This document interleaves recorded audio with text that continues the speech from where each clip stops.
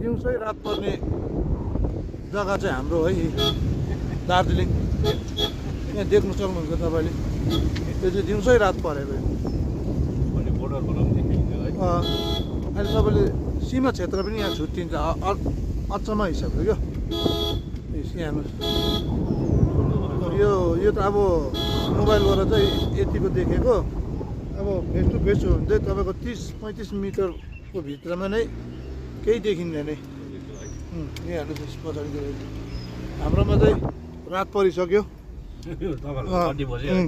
पालाले के भन्दैछौँ, हाम्रो रात पर्यो, डिनर खानु आँटेको। हामी त अब डिनर खानुको लागि घर गएको दाजुभाइ। अब कतिजना दार्जिलिङको कतिजना एरियामा चाहिँ खाजा खाने होला है। उयो बिरालो झन्डै टेक्यो बाटोमा देखे पो। यहाँ हेर्नुहोस्,